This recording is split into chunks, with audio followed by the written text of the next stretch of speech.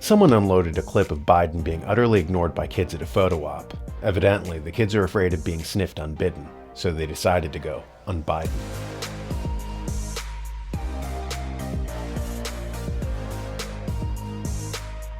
Selwyn Duke has an article on the New American website entitled "Saving Civilization Means Killing Equality." In it we read, "If a famine befell us and you couldn't save everyone, would you withhold the food you had and let every citizen starve rather than endure the inequality of just saving some?"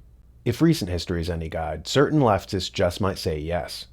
A good example of this phenomenon involved a multiple sclerosis patient in Gothenburg, Sweden, who was denied a more effective and expensive medication, even though he was willing to pay for it, because, wrote columnist Walter Williams in 2009, bureaucrats said it would set a bad precedent and lead to unequal access to medicine.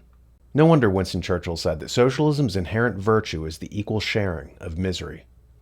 Russian writer Alexander Solzhenitsyn said, "Human beings are born with different capacities. If they are free, they are not equal, and if they are equal, they are not free." We're going through this because, as Aristotle says, every form of government has a different end goal.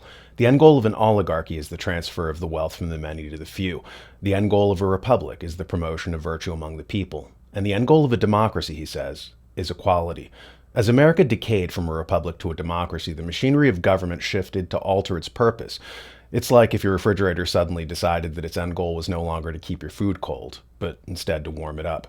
This is what's causing dissonance in America right now. Large swaths of the country want the government to go back to its original end goal of virtue, whereas the other part wants it to engage in social engineering to bring about equality.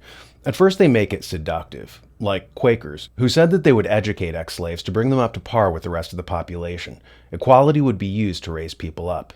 After that admittedly noble goal proved to be harder than it seemed, they changed the methodology. We would achieve equality not by raising a small portion of the population up to meet the mainstream, but by dumbing down the rest of us so that we're all equally dysfunctional.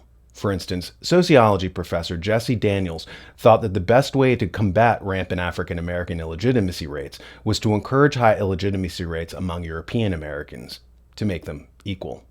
If you're a white person who says they're engaged in dismantling white supremacy, but you're forming a white family and reproducing white children that you want the best for, how is that helping and not part of the problem? We discussed this before, how the power elite is no longer talking about ending global poverty. Instead, they use the new phrase, ending global inequality, by which they mean not raising up the poor, but impoverishing the middle class to make them poor too. Inequality solved. It's no longer a race upwards, but a race downwards, like in Sweden where they had a lunch lady who was sanctioned for cooking food that was too good. Annika Eriksson, a lunch lady at school in Falun, Sweden, was told that her cooking was just too good. Pupils at the school have become accustomed to feasting on newly baked bread and an assortment of 15 vegetables at lunchtime. But now, the good times are over. The municipality has ordered Eriksson to bring it down a notch since other schools do not receive the same caliber of food. And that is unfair. Sweden, by the way, was the world's first welfare state, a term used by the woman who was responsible for establishing it, Alva Myrdal.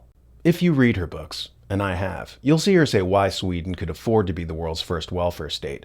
She says quite openly that Sweden could do it because of 3 factors. 1, Sweden didn't go to war, so it could use those extra funds on social programs for its citizens. 2, because it was Protestant, it had the Protestant work ethic, and Scandinavians would be too ashamed to go on welfare.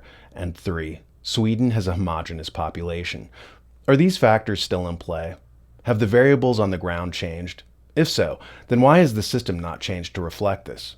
No, instead we're all expected to lie down on the Procrustean bed of ancient Greek lore, whereby the innkeeper named Procrustes would make all of his inmates equal by stretching them out on the bed. If you were too short, he would stretch you on the rack, and if your legs were too long, he would chop them off. Equality was the end goal. Equality at all costs. Equality even at the prospect of collapse. And collapsed democracies do as Plato warned us in the Republic. Democracies erode all standards, he said. The child will be treated as equal with the adult. The foreigner will be treated as equal with the citizen. Vice will be treated as equal with virtue. Because of the policy of radical equality, democracies always implode. Hence why Plato said that democracy is the final stage before dictatorship. The system falls apart, and the people call in a strong man to pick up the pieces. We need less government, more responsibility, and with God's help, a better world. That's what the John Birch Society is all about. Check them out at jbs.org.